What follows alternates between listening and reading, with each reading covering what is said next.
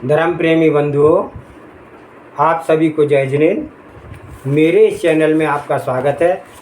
मेरे इस चैनल में जैन धर्म के ग्रंथ ज्ञानार्णव का स्वाध्याय चल रहा है। कल हमने 154 नंबर तक स्वाध्याय किया था। आज का स्वाध्याय करेंगे आरंभ 155 नंबर श्लोक से। उससे पूर्व मंगलाचरण करते हैं और आपसे पुनः अनुरोध करता हूँ, आप चैनल को लाइक करें, सब्सक्राइब करें, शेयर करें, ताकि जन जन तक यह मोक्ष मार्ग का सिद्धांत पहुँच सके। मंगलम भगवान वीरो मंगलम गौतमो गणे मंगलम कुंद कुंदाद्योत जैन धर्मोस्तु मंगलम सर्वे श्रोता सावधानतः श्रवन्तु।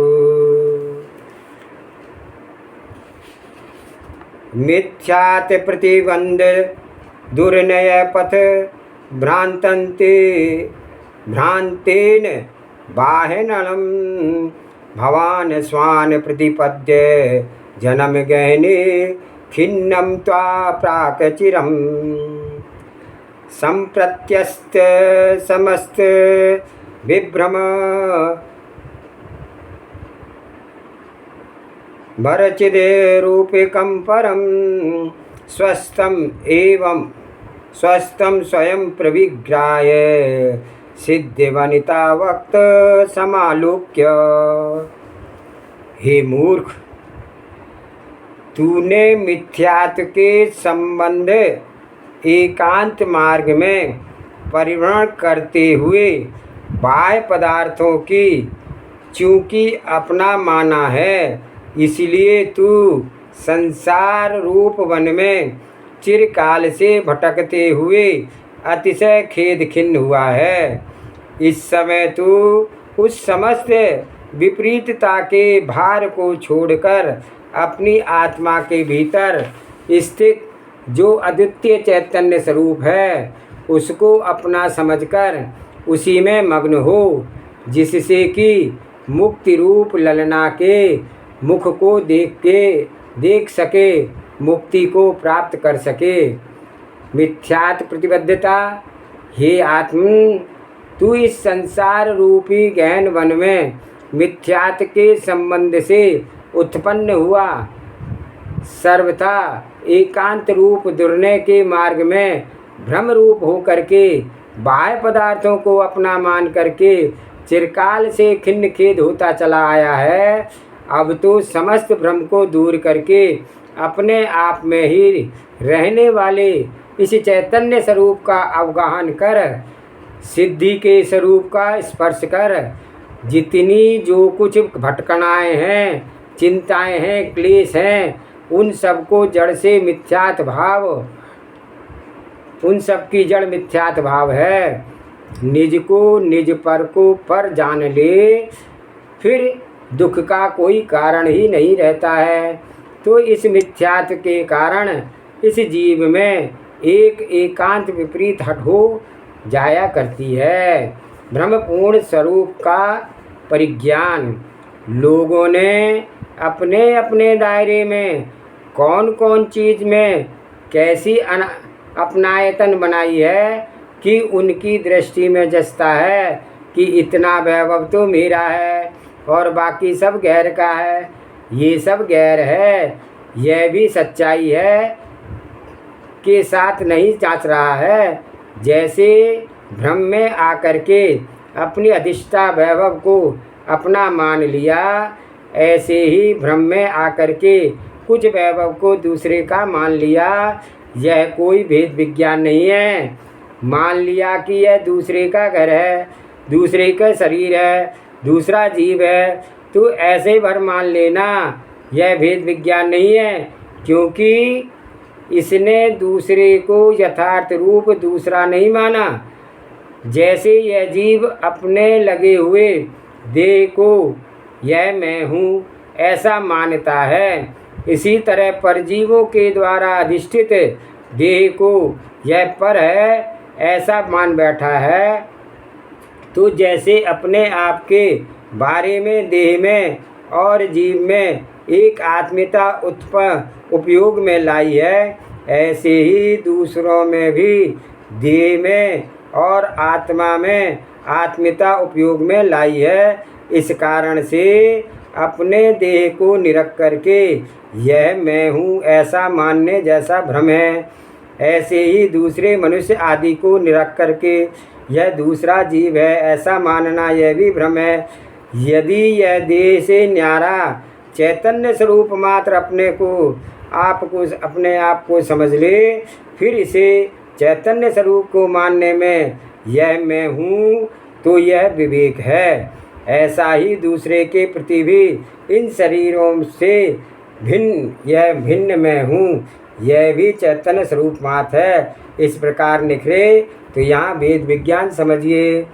जरा सी बात का बड़ा बतंगड़, यह तो मिथ्यात्व का अंधेरा ही है कि अपने देह को यह मैं हूँ यों मानना और दूसरे के देह को यह दूसरा ऐसा मानना चिरकाल से खेद किन्न होता हुआ चला आ रहा है।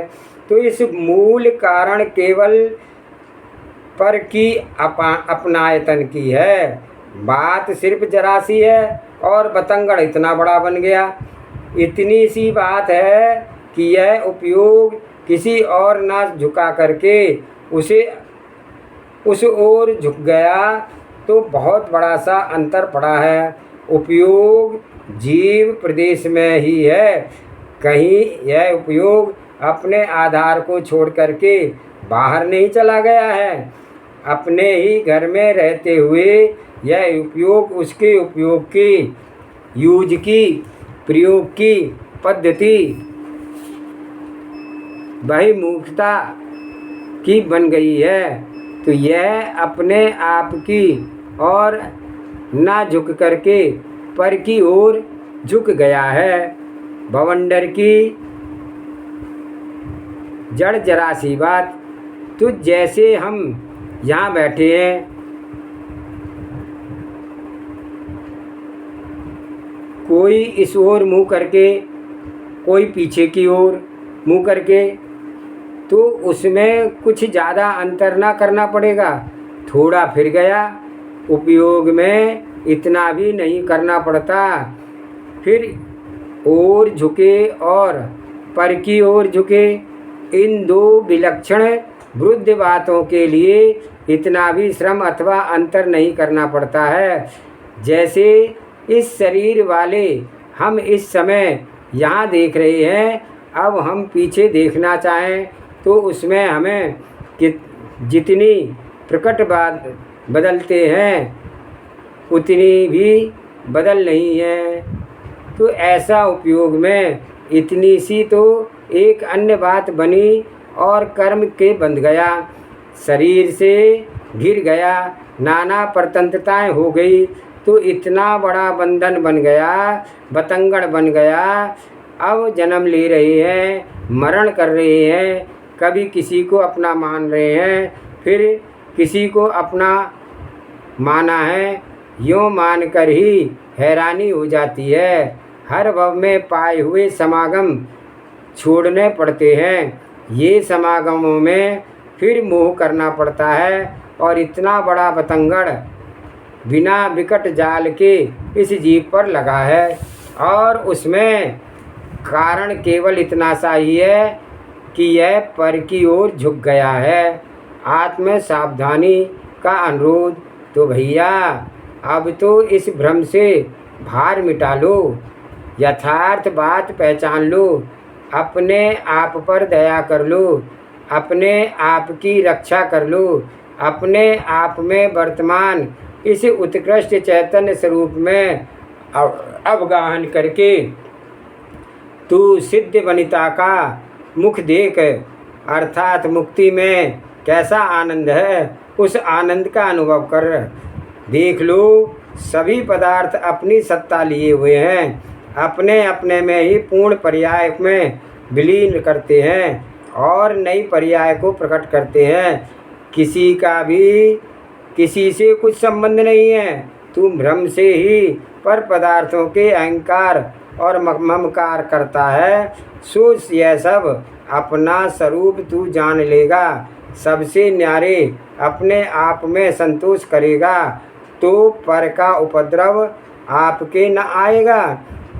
यही एक अन्यत्य भावना का फल है। यह यथार्थ विश्वास दृढ़ बनाए रहे हैं कि हम पर से न्यारे हैं और अपने स्वरूप में तन्मय हैं, तो इसमें रंच मात्र भी संदेह ना करें। तो इस दृढ़ भावना के प्रताप से हम प्रत्येक परिस्थिति में अंतरंग में संतुष्ट रहेंगे। ये हमारी अन्यत्य भावना यहाँ पर समाप्त हो गई। और श्लोक नंबर 156 अशुचि भावना। निसर्गे मलिनम निदन्मयने कांसुचित्य ब्रह्मृतम शुक्रादि बीज संभूतम घृणास पदस्मिदम वपु। किस भावना से चिंतन में प्राणी विचार करता है कि यह शरीर स्वभाव से मलिन है, मलमूत्र आदि घृणित द्रव्यों से परिपूर्ण है, निंदनीय है, अनेक अपवित्र रस रुधिर आदि वस्तुएं इससे परिपूर्ण है, रज व वीर से आदि रूप से बीज के रूप में उत्पन्न हुआ है, इसलिए यह घृणा का स्थान है, वह अनुराग के योग नहीं है। शरीर की असारता। तो अशुचि भावना का अब वर्णन किया जा रहा है।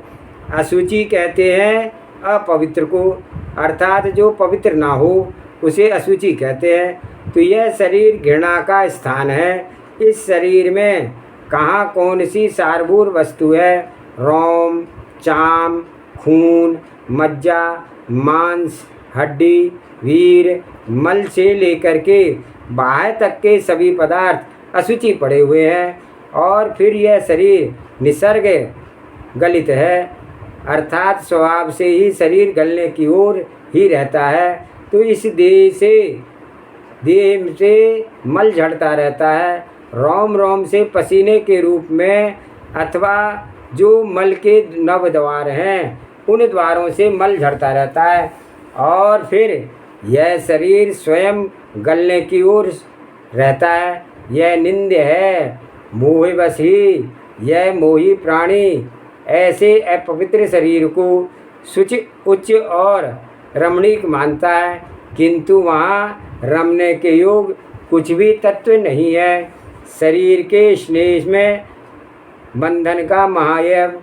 तो भैया यह शरीर अपवित्र है, अरम्य है, तो है ही एक महाऐव और है कि इसके स्नेह में व्यर्थ का बंधन, व्यर्थ का क्षोभ, नाना उपद्रवों की यातनाएं, सभी प्रकार के इस अशुचि शरीर का संबंध इस जीव का अहित ही करता है।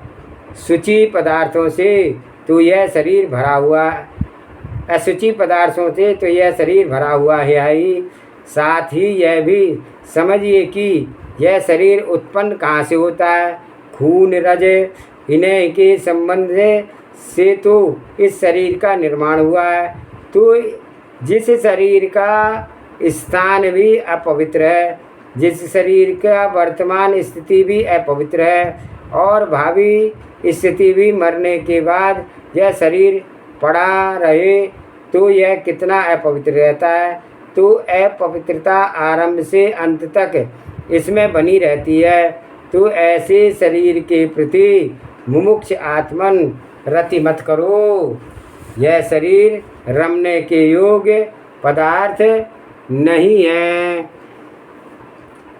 श्लोक नंबर 157 यस्रगम मांस व वसा पूर्ण शीर्णे की कैशपज्जयम शिरानंदम च दुर्गंधम क्व शरीरम प्रशस्यते। कि जो शरीर रुधिर, मांस और चर्बी से व्याप्त है, जीर्ण हड्डियों का झांटा है, नसों का बंधा हुआ जाल है तथा निरंतर दुर्गंध को फैलाता है, इस शरीर की प्रशंसा कहाँ पर की जा सकती है? अर्थात नहीं की जा सकती है। शरीर की अशुचिता का उसका पूर्ण कारण। यह शरीर रुधिर मांस चर्बी से भरा हुआ सड़ रहा है, क्षीण हो रहा है। कुछ अन्य सारभूत चीज़ें हो, फिर भी उसमें कुछ थोड़ा सा पड़ा हुआ हो, ऐसा तो नहीं है। जो कुछ भी है शरीर में, यह सब का सब अशुचि पदार्थों से भरपूर है, स्वयं ही अशुचि है। और इस प्रसंग में एक बात यह भी समझिएगा कि जैसा अशुचि शरीर को पाने का कारण क्या हुआ। शरीर तो अशुचि लग रहा है, ठीक है, पर मूल में अशुचि तत्व क्या है? तो मूल में अशुचि पदार्थ शरीर नहीं, किंतु मोह है। लोक में सबसे गंदी चीज़ क्या है? शायद नालियाँ होंगी, अथवा ये डांस मल मूत्र वगैरह होंगे।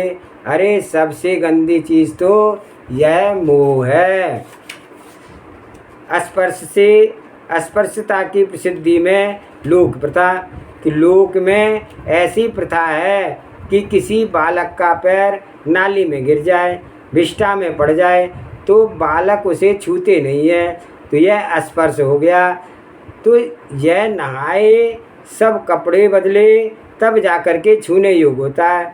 तो यह लड़का किसी दूसरे लड़के को छू ले तो उस दूसरे लड़के को भी लोग नहीं छूते हैं, तो वह भी अस्पृश्य हो गया। और यह दूसरा तीसरा को छू ले तो वह भी अस्पृश्य हो जाएगा। इसी प्रकार तीसरा चौथा पांचवें को छू ले तो ये सब भी अस्पृश्य माने जाएंगे। पर ये बालक जो अस्पृश्य हुए, उसका आधार क्या है? मूल बात क्या होगी? जब सबका विवरण पेश किया जाएगा तो यही कहेंगे ना कि सबसे मूल में छूत यह लड़का है और जिसके पैर विष्ठा में पड़ा है। तो देह की अस्पर्शता के मूल कारण का विचार।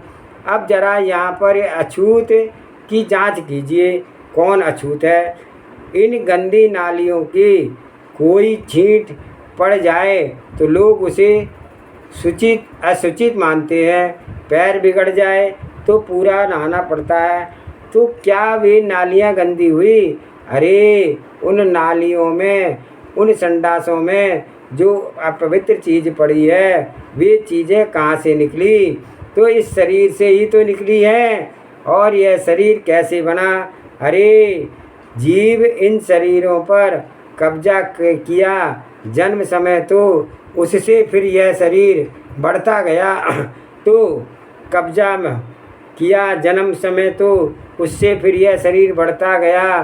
तो नालियों के अशुचि होने का मूल मिला शरीर, और शरीर के संबंध का मूल मिला मोही जीव। और इस मोही जीव में कुछ जीवत्व तो अशुचि की चीज़ नहीं है, किंतु उसमें जो मोह बसा है वह अशुचि है। वह तो जो कुछ भी ये शारीरिक मलमूत्र आदि अशुचि पदार्थ लोक में माने गए हैं, इन सब का मूल है मोह। जीव में मोह ना होता तो यह जीव शरीरों को ग्रहण नहीं करता।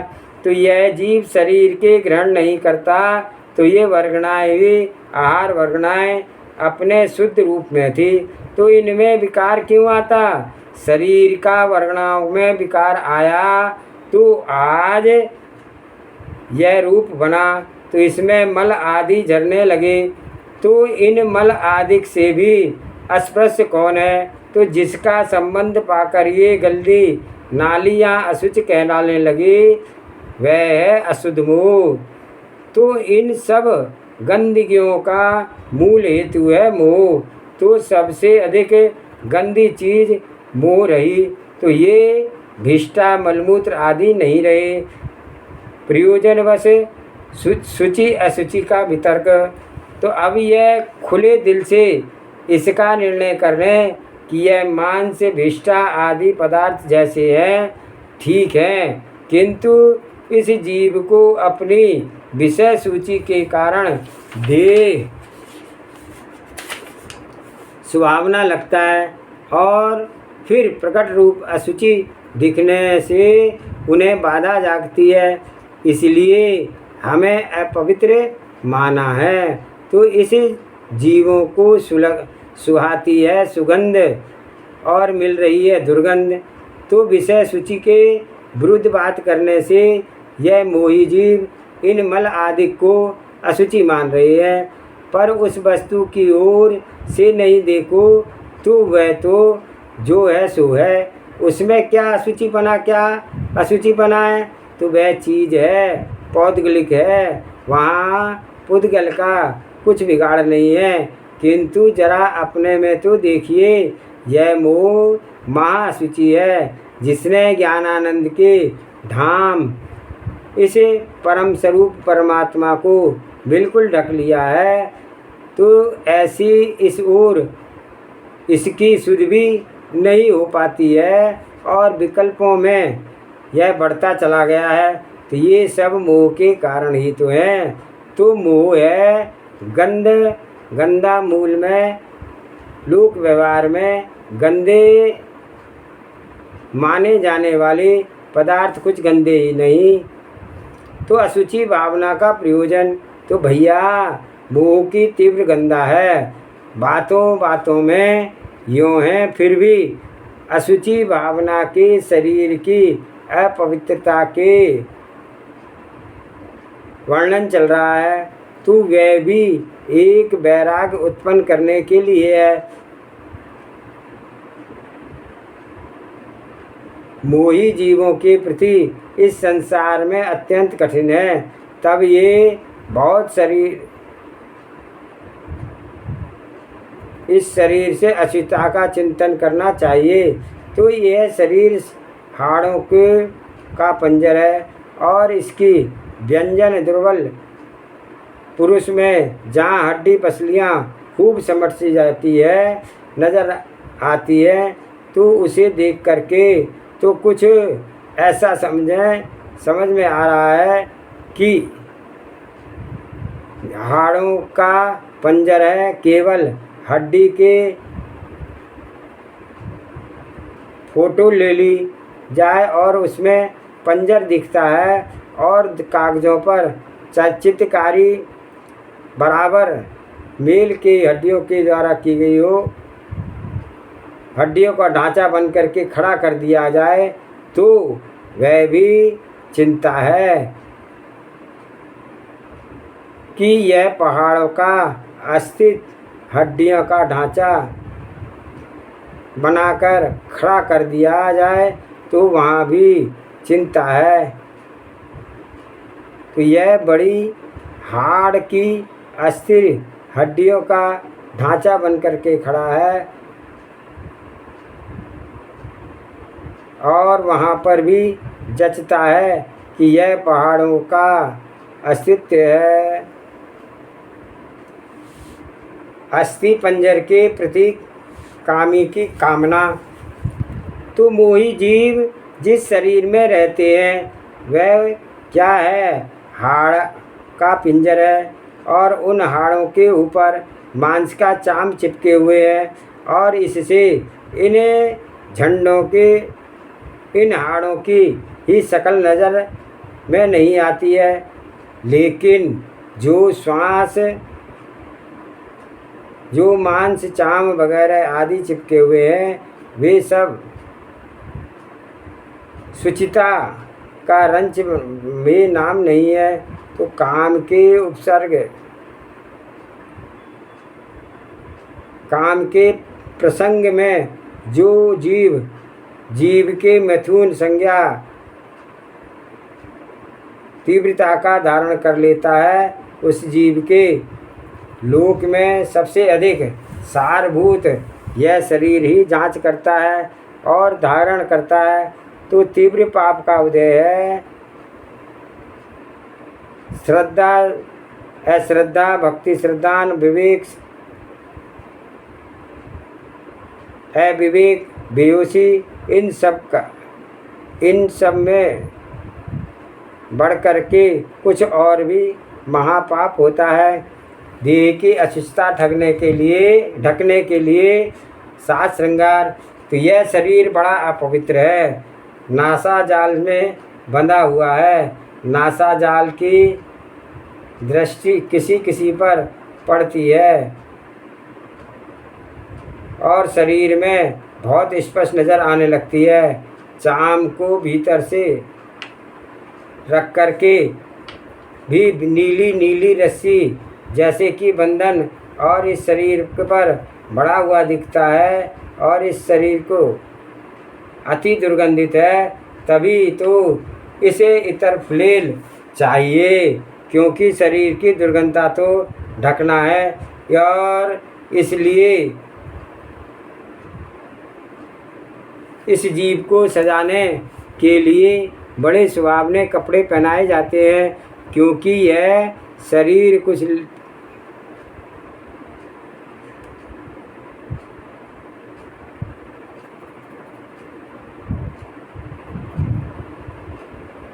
अशुचि शरीर प्रति हित में उपयोग।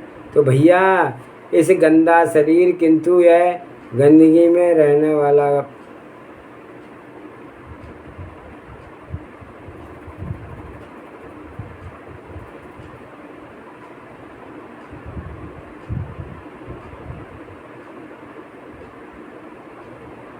वैराग्य के लिए करना चाहिए था, पर इसके ज्ञान नेत्र फूट गए और इसके मोही पुरुष इस अपवित्र शरीर को वैराग्य कवि की कल्पना में जान लो कि इन कर्मा गम्र। तो भैया यह गंदा शरीर है, किंतु 105 सात भीतर अशुचि भावना को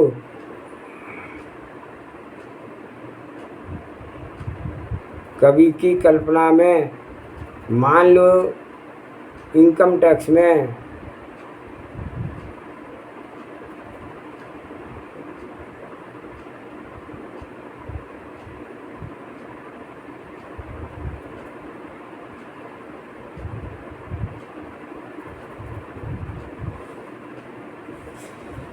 कहीं यह देव जैसा शरीर पा लेता तो इसे वैराग्य का कहाँ अवसर मिलता।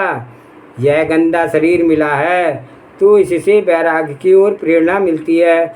जो मिला तो शरीर एक वैराग्य उत्पन्न करने के लिए, किंतु यह शरीर ऐसे अपवित्र शरीर से भी राग का काम करता है। ऐसा यह दुर्गंधित शरीर का क्या कहीं प्रशंसा के योग्य है? यह तो सर्वत्र निंदनीय है।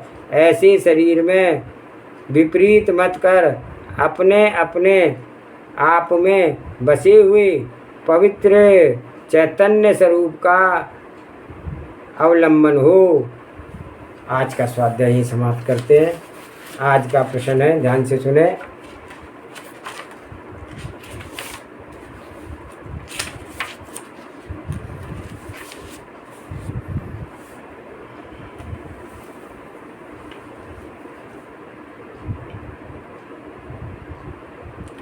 शिष्य ने पूछा, हे दया के सागर, यह जीव अपना मान नहीं कराया और बिना चाहे ही और जीवों आए समस्त नवा में आज्ञा माने सेवा करे, सो यह ऐसी महिमा कौन पुण्य से हो सकती है?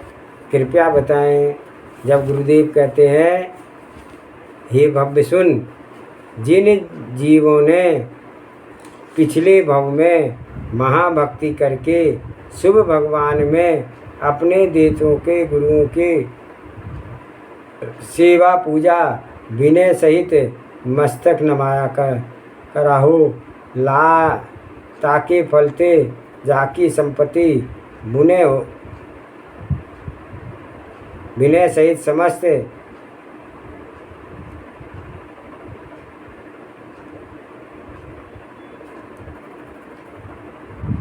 तो चक्री होय तथा अनेक राजन कर वंदनीय होय, मंडलेश्वर राजा हो इत्यादि पथ के धारी पृथ्वीपति होए, तो तिनके ही शरीर शीश नवावे और तथा इन जिन ने भी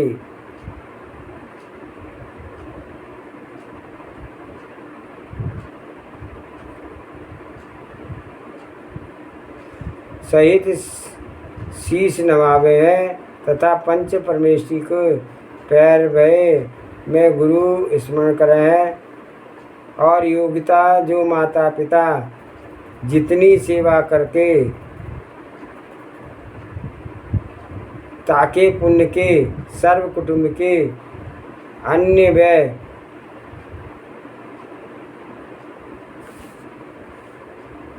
आदर पावे तथा जिसने पर घर में अन्य जन अपनी वैश्यावृत्ति के कारण पुरुष तिनका विनय करके माना राखा साता उपजाई रीत तुमने उधर से क्यों नहीं देने दी।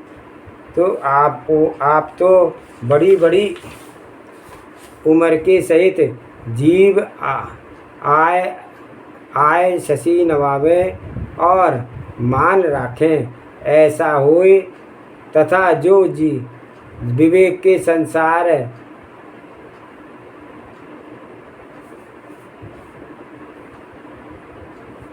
तो जिसने धन बल कुल घन बुद्धि आदि का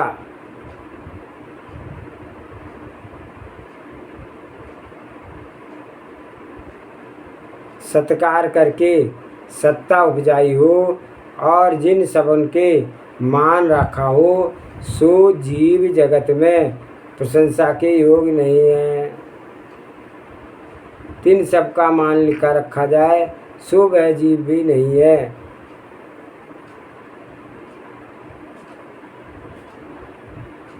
सबका तो सर्व करे सत्कार करे साता उपजाई हो तो तीन सबका ज्ञान शास्त्र होए जान राखा होए सो जीव जगत में प्रशंसा पाए सर्व ठीक कर देव पूजाए ताको जगत जीव खेमीव ऐसे पदाधिकारी होए तो जाने को तो जीव का मान खंडन नहीं किया होए पर जीव को अनेक संसारिक सुख दिए हो पर जीवों की इत्यादि के शुभ अशुभ फल से ऐसा होता है जाते स्नेह करके आए सबसे शीश नवाए यह जीव का आदर करें ऐसा जानना चाहिए। जावानी के ज्ञान से सूझे लोकालोक शोभानी मस्तक नमो सदा देत हूँ लोक हे जिनवाणी भारती तोय जपो दिन रैन जो तेरी शरणा गए सो पावे सुख चैन देव भजो अरिहंत को गुरु सेवा निर्गन दया धर्म पालो सदा यही मोक्ष का पंथ नौवार नमोकार मंत्र।